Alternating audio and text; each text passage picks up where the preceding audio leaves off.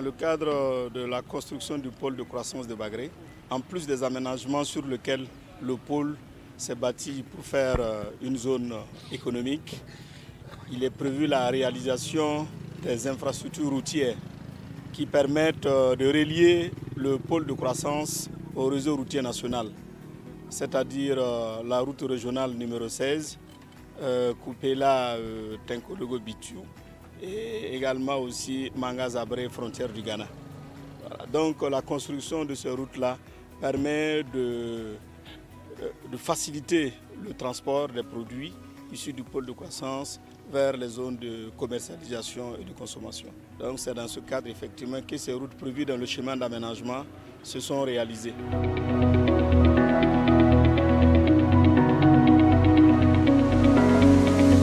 La caravane de presse est organisée pour permettre aux différents acteurs aussi de s'imprégner du projet, de pouvoir voir ce que le PUDT réalise. C'est vrai que le PUDT intervient principalement dans 2 régions, mais également au niveau du Bagré, le PUDT a intervenu pour permettre le bitumage de cette route. Donc il y a plusieurs acteurs qui font partie de ce projet. Donc cette sortie, c'est permettre à chaque acteur de pouvoir voir de vue sur ce que le PUDT a fait dans le cadre du projet Bagré Pôle. Il faut dire que dans le cadre de ce projet, il y a eu 2 entreprises qui ont intervenu. C'est un groupement, le groupement Géocère, Sotracom, et une mission de contrôle qui a fait le contrôle de ces travaux, à savoir la mission de contrôle groupement AGT Projectile. Et puis la réception s'est passée au cours de ce mois de novembre, le 30 novembre 2023. Donc le délai d'exécution était de 24 mois. Il faut dire qu'au départ, le délai était de 18 mois, mais au cours des travaux, il y a eu des délais supplémentaires qui ont été ajoutés, compte tenu que le volume de certains travaux a été augmenté. Et au cours de la saison 2022, nous avons eu des pluies exceptionnelles, ce qui n'a pas permis à l'entreprise d'exécuter des travaux pendant un certain temps, ce qui a permis d'ajouter un avenant sur les délais qui sont passés de 18 mois à 24 mois. La longueur totale du projet fait 48 km. Le budget pour la réalisation de cette infrastructure fait environ 14 milliards 400 millions en hors taxes et 17 milliards en toutes taxes.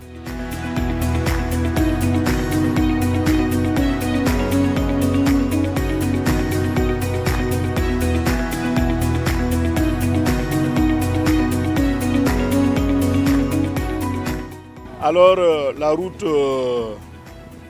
comme l'a dit l'expert du PUDTR, il y a environ 48 km de route bitumée qui ont été réalisés. Il y a eu 24 km de réseaux d'assainissement qui ont été construits, des caniveaux, des cunettes et des fossés bétonnés. Et tout ça, ça participe à l'assainissement longitudinal. Maintenant, pour ce qui est du réseau des drainages, on a une 50aine d'ouvrages qui ont été construits ou soit élargis selon la section de la route conforme.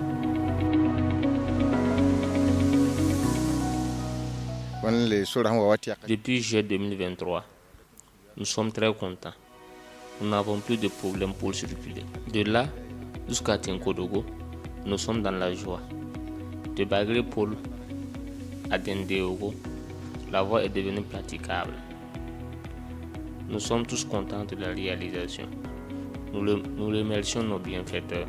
Les eaux de pluie ne nous dérangent plus grâce au caniveau de gauche à droite où l'eau circule.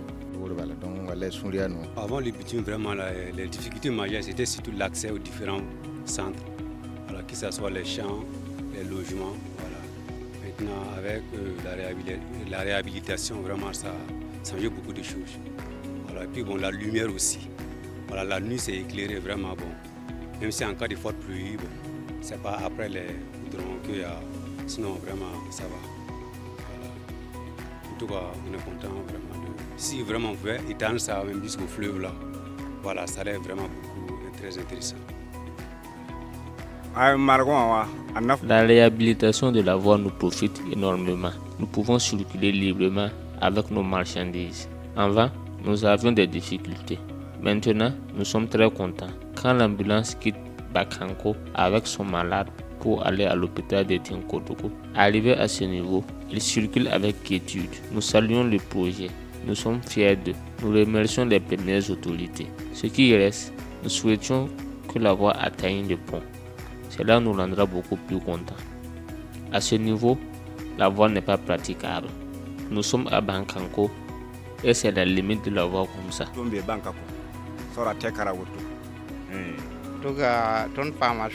Nous avons eu une nouvelle voie et nous sommes très contents. Avant, nous ne pouvions pas emprunter cette voie. Elle était inondée. Maintenant, elle n'est plus inondée et nous pouvons bien circuler. Nous lançons un appel à ce qu'on arrange les voies impraticables. Nous sommes très contents de la réalisation de la voie.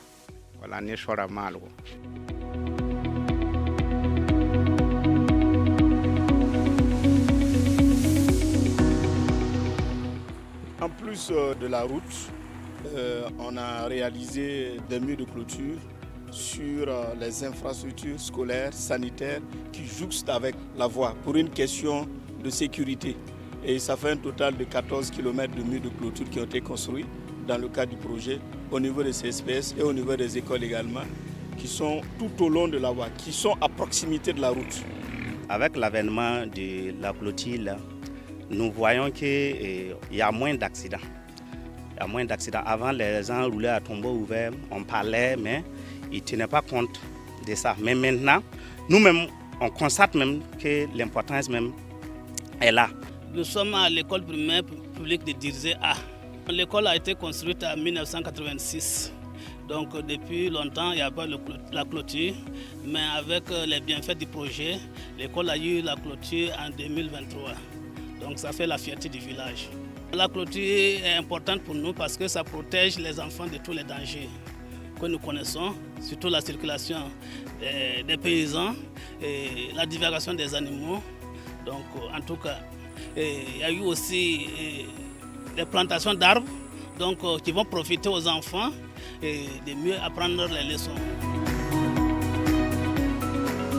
Alors, il y a également 18 forages qui ont été réalisés. Ces travaux réalisés pour le but des travaux ont été définis de telle sorte que ça puisse profiter à l'approvisionnement en eau potable des villages des zones traversées. Et il y en a eu au total 18.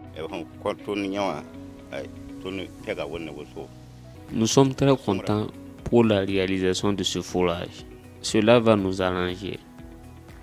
L'initiative que nous avons prise en cas de panne est que chacun apporte sa contribution pour la réparation. Mon message à l'endroit de ce projet est qu'il continue à aller de l'avant. Nous comptons sur vous.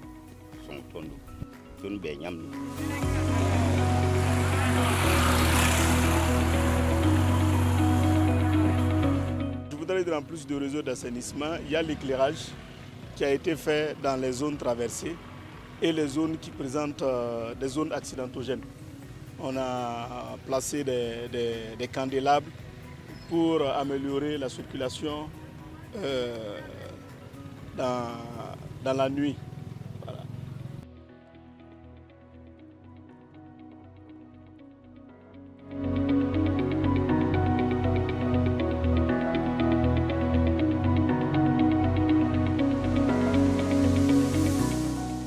PUDTR, un développement inclusif pour des communautés résilientes.